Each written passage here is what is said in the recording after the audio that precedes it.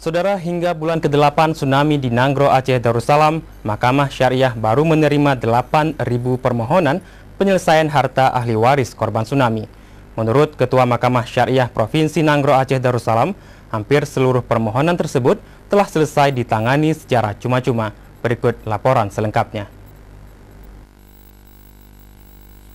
Ratusan surat warisan, penetapan status orang hilang, dan berbagai surat penentuan yang menjadi hak ahli waris diakui Ketua Mahkamah Syariah Provinsi Nanggro, Aceh Darussalam belum seluruhnya dilapor oleh pihak keluarga. Keterlambatan warga melapor masalah hak atas ahli waris karena sebagian masih berharap untuk mendapatkan keluarga. Namun diakui dari 8.000 permohonan dari keluarga korban tsunami, hampir seluruhnya telah selesai dilakukan penetapan dan sama sekali tidak mengutip biaya. Ketua Mahkamah Syariah Provinsi Nanggro, Aceh Darussalam Tengku Haji Sofyan M. Saleh, Sarjana Hukum, mengungkapkan hal tersebut ketika melantik 26 pejabat di jajaran Mahkamah Syariah, 15 diantaranya Hakim Tinggi Mahkamah Syariah dan sejumlah Ketua Mahkamah Syariah Kabupaten Kota.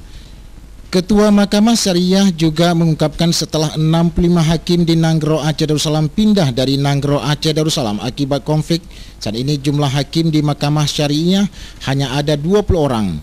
Kekurangan hakim yang telah diusulkan beberapa kali juga belum terwujud. Sementara volume kerja yang akan dihadapi Mahkamah Syariah di tahun 2006 dirasakan semakin banyak dan kompleks. Apalagi sejumlah kabupaten telah menindaklanjuti hukuman cambuk sebagai tindak lanjut pelaksanaan syariat Islam.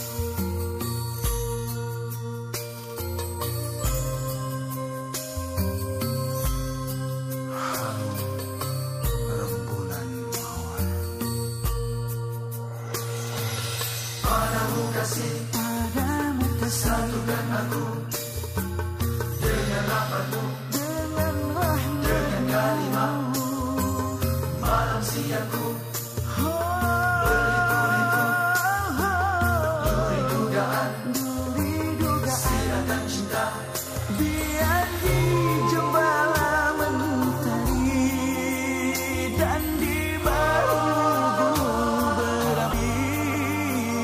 Masaku abadi untukmu, untukmu. Ku impikan sentuhan naungannya selamanya.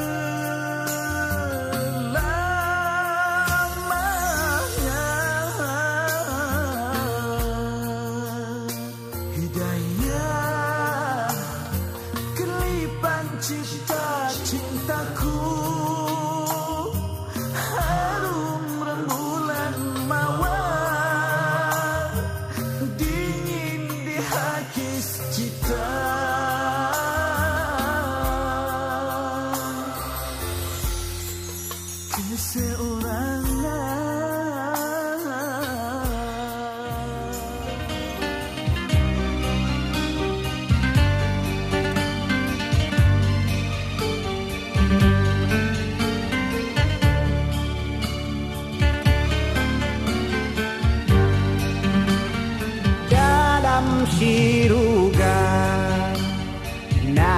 Imon hayati tempatmu suci ada mengenawa besotu mejep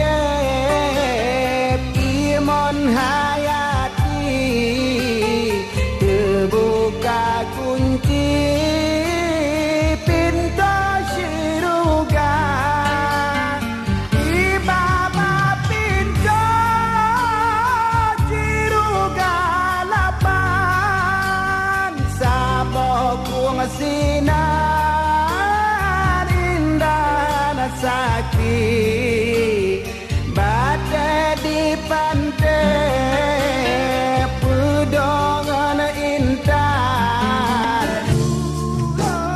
akan kedekat kebikat saya nasib sedang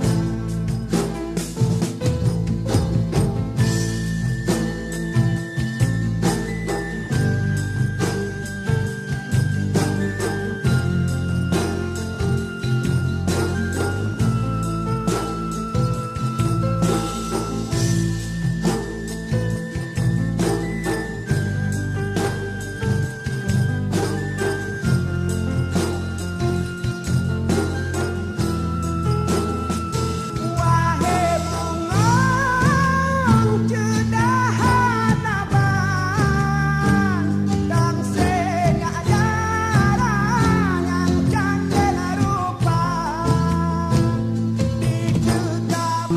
Masalah teknis pengisiannya akan diperjelas oleh Ibu Yudi, dan mungkin nanti yang akan ada pertanyaan-pertanyaan lain insya Allah akan bisa kita jawab di luar acara tersebut. Terima kasih. Assalamualaikum warahmatullahi wabarakatuh. Lebih panjang, MCC dan MCC ICCP itu merupakan kepanjangan dari Millennium Challenge Corporation. Kemudian ICCP-nya adalah kepanjangan dari Indonesia Control of Corruption Program. Jadi sebenarnya MCC ICCP ini punya tujuan sebagaimana salah satunya sudah dicanangkan ketika Rakernas kemarin, yaitu transparansi di bidang peradilan. Salah satunya adalah bagaimana ada online keputusan. Itu adalah yang menjadi sasaran besar dari program MCC ICCP di bidang reformasi peradilan. Khusus apa yang akan kita lakukan pagi ini itu adalah khusus untuk melakukan perbaikan di bidang pengelolaan sumber daya manusia. Pengelolaan sumber daya manusia sendiri aktivitasnya itu ada 5. Yang pertama yaitu pelatihan untuk kurang lebih 2.000 hakim mengenai kode etik. Kode etiknya sendiri sudah dimiliki dan sudah dirumuskan, juga sudah difinalkan oleh Mahkamah Agung. Kami hanya membantu untuk sosialisasi melalui program pelatihan. Mungkin di antara bapak-bapak ada juga yang sudah mengikuti atau sedang mengikuti saat ini, karena pada saat yang bersamaan di Jakarta juga sedang berlangsung pelatihan tersebut. Kemudian yang kedua yaitu penyerahan laporan harta kekayaan penyelenggara negara yang kita kenal sebagai LHKPN. LHKPN ini kami bekerja sama dengan KPK. Siapa yang diwajibkan untuk sementara ini yaitu kita sebutnya sebagai pejabat senior Mahkamah Agung. Bapak-bapak dan ibu sekalian memberikan semua informasi mengenai pekerjaan bapak-bapak dan ibu sekalian. Nah, mungkin nama saya Robi. Kebetulan pada kesempatan ini saya mewakili teman-teman sebagai asesor yang ada untuk membantu bapak-bapak dan ibu-ibu untuk mengisi formulir yang akan kami bagikan. Mungkin saya bisa perkenalkan teman saya, rekan saya juga sesama asesor, Ibu Lina, lalu Ibu Ririn, Pak Anto, Pak Agus, Pak Bram, dan Pak Agung, serta Mbak Ida yang udah sesepuhnya asesor. Kalau Mbak Yudi, buyut-buyutnya lagi, jadi sesepuh-sesepuhnya lagi. Jadi kami senang sekali berada dengan bapak-bapak dan ibu-ibu, dan kami senang sekali untuk bisa membantu untuk kelancaran bapak-bapak untuk mengisi lembaran jawaban ini. Jadi kalau seandainya toh juga nanti bapak-bapak ibu-ibu akan mengisi, jangan takut, kami selalu berada di dekat ibu. Lambat 3 jam biasanya. Dan saya juga ingin menanyakan kepada bapak-bapak ibu-ibu serta bapak ketua untuk bagaimana pembagiannya, apakah mau dilakukan sekaligus atau dibagi 2 sesi pagi maupun sesi siang. Bagi dua. Kalau seandainya bagi 2, itu juga kami mengusulkan, bagaimana Pak?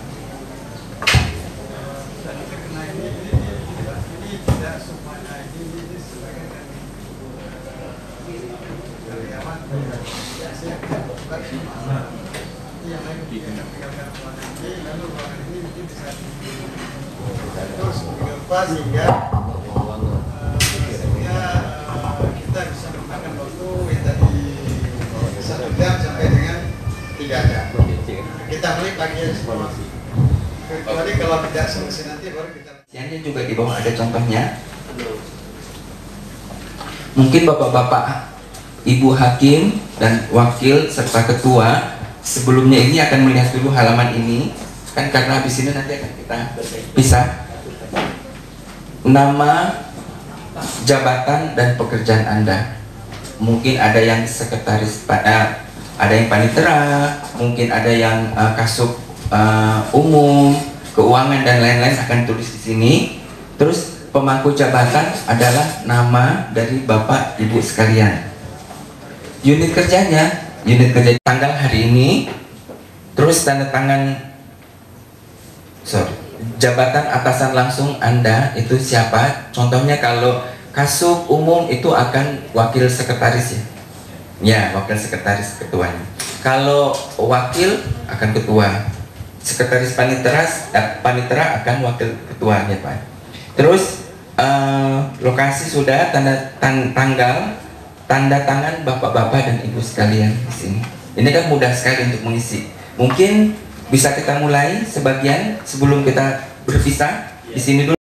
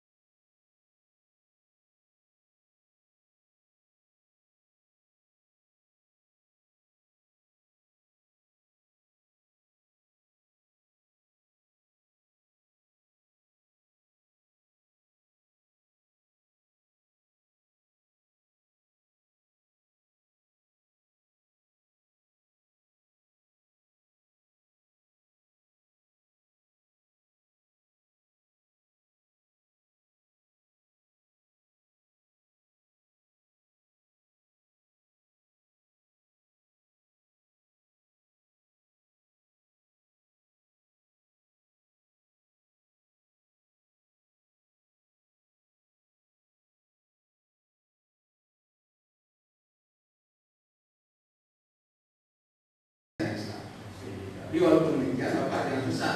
Kami akan berusaha bagaimana cara pada uang satu Bapak atau uang reputasi itu akan diselesaikan oleh panitia. Paling murah Bapak beri Bapak dan dihormati orang, disegani oleh kawan dan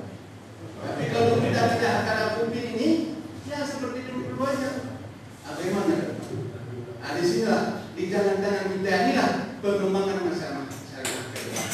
Kita tidak boleh, kita harus Hakim Mahkamah Syariah Provinsi, kemudian yang saya muliakan Abu Tumpu yang mewakili ulama pesantren yang telah hadir di tengah-tengah kita di sini. Bapak Ibu yang saya muliakan, sebenarnya setelah mendengar kata-kata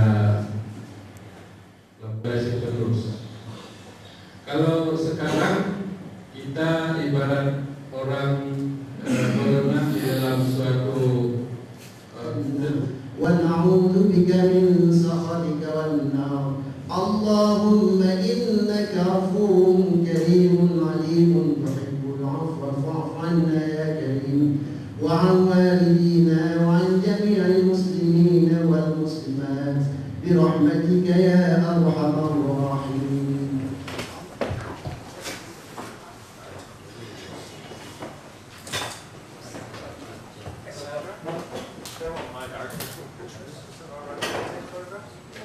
Is it all right if we take photographs? Okay, photos, yes. Is that all right?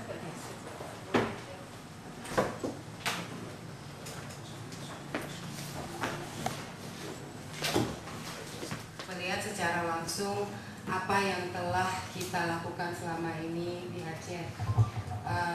Kami merasa ini adalah pemberhentian kami yang pertama, karena kami merasa ini adalah program kami yang nanti kalau orang lain dengar mungkin sakit hati, tapi terpenting dan kami paling bahagia karena kami melihat bahwa banyak sekali saling pembelajaran terjadi baik dari Asia Foundation sendiri maupun juga dan saya akan terjemahkan. Kami pertama sekali mengucapkan selamat datang pada Dewan Pembina Yayasan Asia Foundation yang sudah berhadir di Mahkamah Syariah pada pagi hari ini.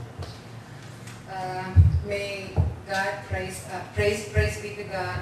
Syariah pertama hakim ada 176 orang, 19 orang diantaranya perempuan. Kemudian pejabat kepanitiaan 188 orang, kemudian pejabat sekretariat 53 orang, kemudian cases directly related to tsunami, on guardianship, on and on inheritance, as well as on people who that's from the Supreme Court, one of the Supreme Justices.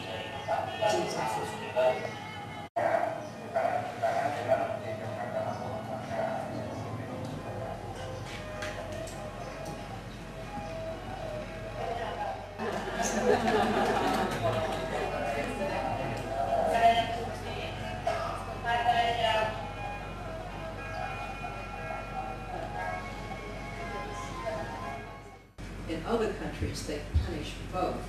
So I'd be interested to know your thinking about that kind of issue, and also to know what kind of punishment you believe is appropriate in the case of prostitution. A friend of the foundation. I have two questions about process. I happen to be a lawyer in the United States, so I'm curious about process. Is there a different process or procedure about civil or family law matters as opposed to criminal law matters, or is the process the same? And then also I have a question about appeals. Is there a process for an appeal from this court, or is this the highest court with respect to the matters in front?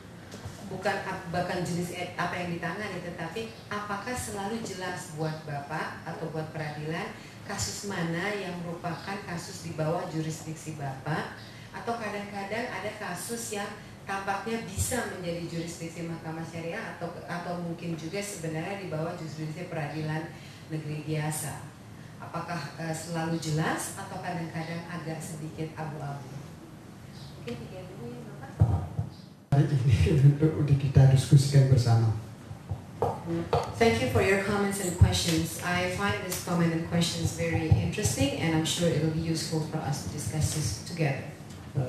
Mungkin juga teman-teman kami dari Hakim Tinggi bisa menambahkan kalau masih dianggap apa yang saya sampaikan masih perlu ditambah. And I welcome my fellow judges to add the response if my answer is not complete. Tadi mengenai pelacuran ya, pelacuran atau kalau dalam bahasa di Aceh ini, kalau di Aceh disebut dengan zina. Yang salah satunya adalah masalah khalwat tadi ya.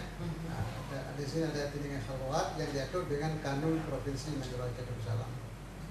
Di khalwat ini sebenarnya adalah tujuannya untuk sebagai salah satu usaha preventif untuk tidak munculnya dari pelacuran. In Aceh, organized prostitution does not exist. If there are, it's not organized. So it's not open prostitution.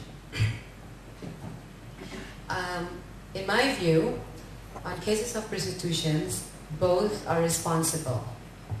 But be the woman and the man. Difference in terms of process for civil and crime court cases that have to go through the Mahkamah Syariah court as well compared to the state court. Nah, karena untuk hukum acara untuk proses perkara perdata kita berpedoman kepada Kitab Undang-Undang Hukum Acara Perdata. Kemudian untuk perkara pidana juga kita belum ada hukum acara pidana, hukum acara jinayat, maka kita masih menggunakan juga hukum acara pidana nasional. For the criminal for the crime cases, we actually refer to also to the criminal code that is also used by the state court. And for civil court, we also refer also to the same law on civil case procedure that is also being used by the state court. Mulai dari cara mengajukan gugatan, kemudian proses persidangan, kemudian proses apel, banding, kasasi, itu semuanya sama. Kecuali ada sedikit perbedaan kalau menyangkut proses penyelesaian perkara perceraian. Itu ada perbedaan. From filing the case, the court case itself, the appeal, they're all the same, except for one case which is before. Itu terdapat semacam pergeseran perspektif atau pergeseran pandangan tentang bagaimana menangani suatu kasus apabila itu yang terasa pihak yang tertekan itu adalah perempuan. And according to the judges who have gone through the training, they notice that they feel there's a shifting paradigm, shifting perspective in which they think through the cases, particularly as related to women's rights and women's empowerment. Dulu ada anggapan kalau perempuan yang meminta cerai, maka dia tidak berhak memperoleh apa-apa, termasuk maskan, nafkah iddah, nafkah yang lalu, mutu'ah dan sebagainya.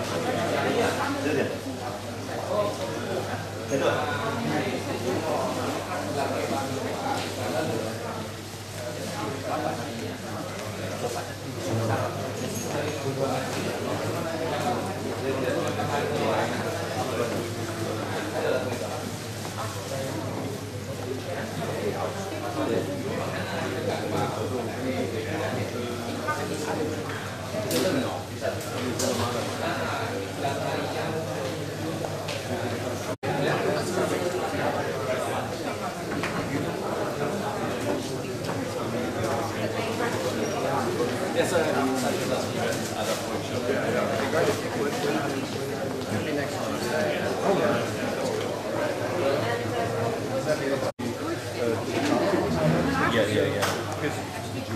So it's taking that one step further.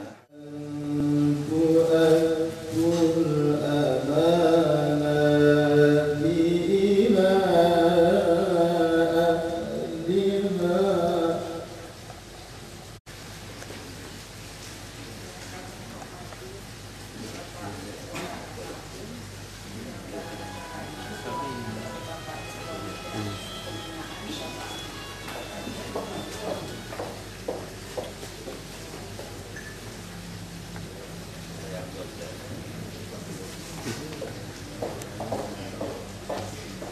terhormat Ibu Yani Sanduani, Direktur Hukum dan HAM Bappenas. Yang terhormat Bapak Mas Ahmad Perwakilan BNP Bapak Mas Ahmad Santosa, Bapak John Penny dari Head Office of Youth House Aceh, Bapak Ibu dari Unsur Musbida Provinsi Nangro Aceh Darussalam, perwakilan donor yang memfokuskan diri pada akses terhadap keadilan, perwakilan dari perguruan tinggi dan civil society di Provinsi NAT, serta Bapak Ibu yang hadir pada hari ini. Pada tanggal 19 November 2008-2009 mengenai Capacity Building Program for Formal and Informal Justice Providers telah dilaksanakan salah satu program penguatan kapasitas bagi sistem peradilan umum di Provinsi NAT, yaitu pengadaan peralatan teknologi informatika atau IT dan koneksi internet selama 12 bulan, pelatihan karyawan operasional dan pemeliharaan sistem dan peralatan teknologi informasi, serta pelatihan karyawan tentang kemampuan menggunakan komputer dan program Microsoft Office. Selain itu direncanakan dengan program ini akan mendapatkan pelatihan penguatan kapasitas bagi para hakim tentang pendidikan hukum yang berkelanjutan, mediasi, perlindungan anak.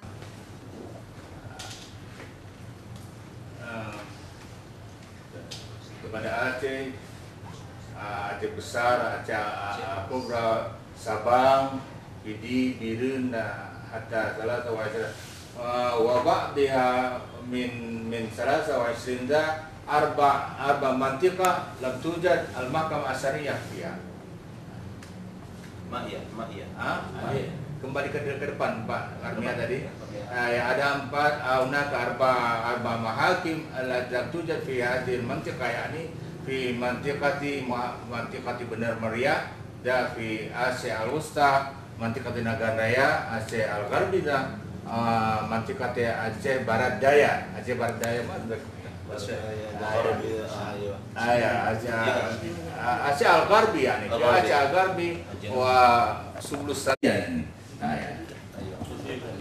Fi Asi, Mahkamah Syariah fi Asi hunaka 19 mahkamah fi darajah ula. وكمان محكمة شرعية بروفينسي هذا الدرجة الثانية في آسيا زي محافظة آسيا. أيوة.